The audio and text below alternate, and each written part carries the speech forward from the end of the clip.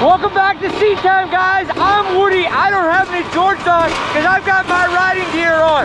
We're at the GRINduro 6, baby. Cole's getting ready to send out the first group, and we're gonna have a great weekend here riding dirt bikes for 2 days.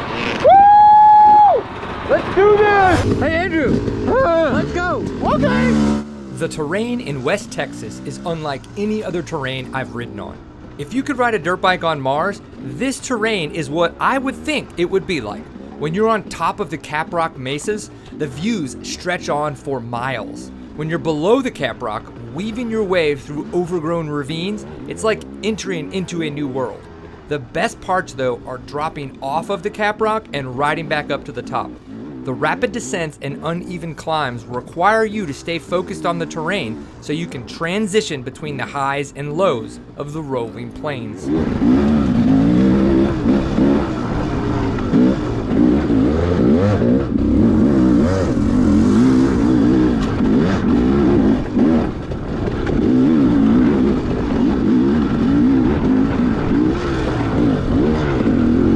As a Louisiana native, my first introduction to the West Texas terrain was an eye-opening experience.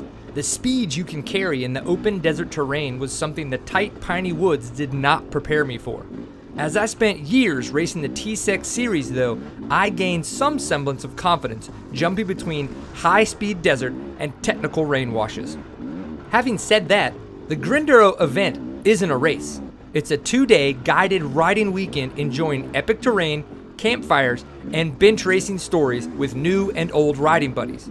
The 2021 edition of GRINduro was the 6th iteration put on by Cole Kirkpatrick of Gnarly Roots and his friends and family. Not only is it a chance to push yourself on their private trails, but it's a way to support the Kurt Caselli Foundation, as a portion of the proceeds benefit their focus of safety for riders and racers in the off-road motorcycling industry.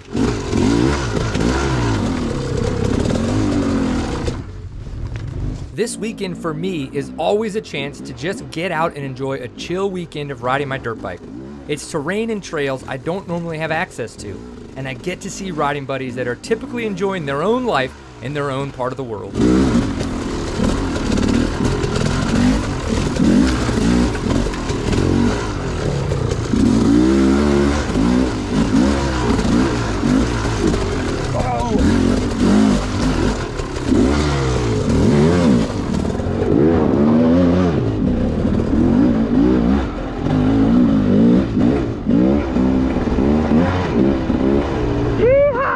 A big part of the GRINduro weekend is the dirt bike games that take place Saturday afternoon.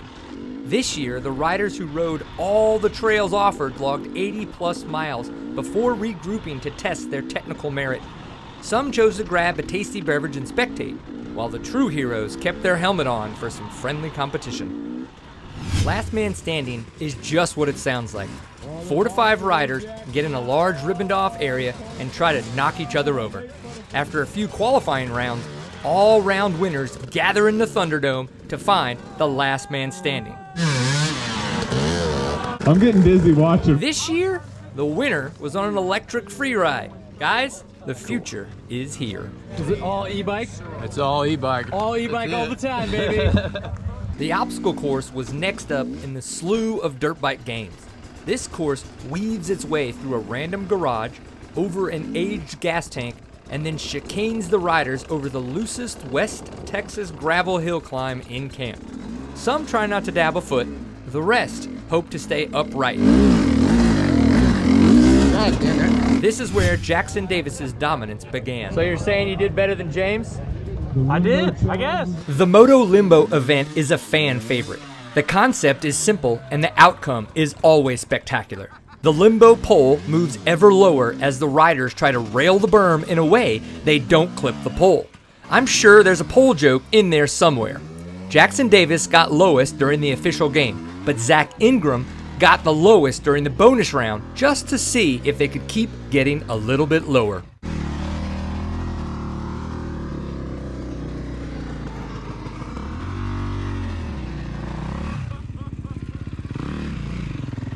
Last up before we retire to the campfire for bench racing stories is barrel racing. Russell Bobbitt shows us how it's done. If you Google barrel racing rules, you'll see many more diagrams, tips, and tricks than you'd expect to see for something that seems so simple. Jackson Davis got the turkey on the evening, taking the barrel racing win aboard his Sherco 2-stroke. Brap! It sucks to have to leave early, but man, on that second loop, my knee was killing me. I did find out earlier this week that I have damaged my MCL and my ACL. I've got a MRI scheduled early this coming week and a doctor's appointment to then find out the extent. All right, guys, we're going in. It sucks, man. I could not pinch the bike. I couldn't get my foot. I couldn't really like lift my foot up to get it on the brake pedal. And so the times that I was riding good, then I dabbed something and it would hurt like hell. Then the times that I was like thinking of trying to be safe, it wasn't fun and it hurt.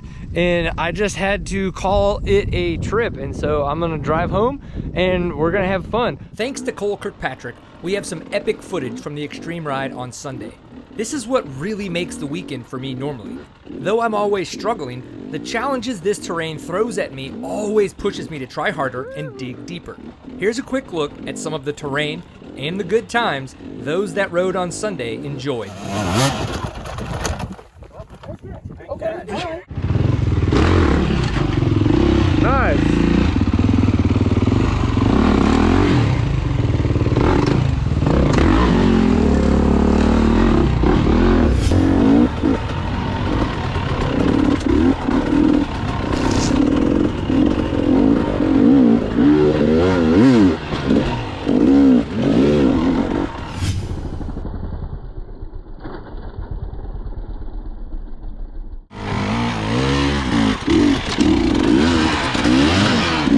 Good work.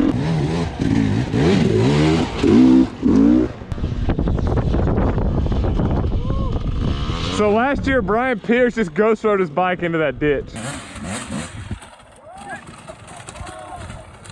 Woo!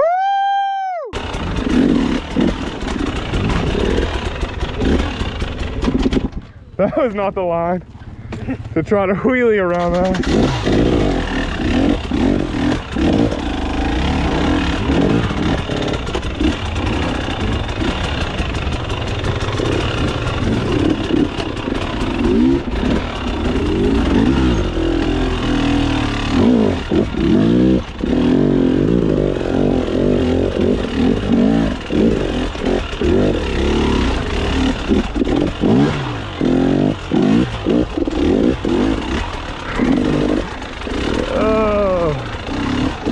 The crack. Watching that footage from Sunday makes me extremely jealous. I did get the MRI results. I do have a stretched ACL and a torn MCL, and so I am really just rehabbing right now, doing the things that I know to do to make sure that the knee does not get overused, which is not riding. Good news though, because of that, I am not riding, my kids are. So we've got these Tarot electric bikes and we are checking those out. There will be more footage of those. I hope you guys had a great holiday. If you celebrated Christmas and had fun, got some cool dirt bike stuff, let me know in the comments what you got. Give this thing a thumbs up, subscribe to the channel, all of those things. If we don't get a chance to see you on the trail, I hope we get to see you on the internet. Enjoy getting seat time, and we'll see you in the next video. Peace!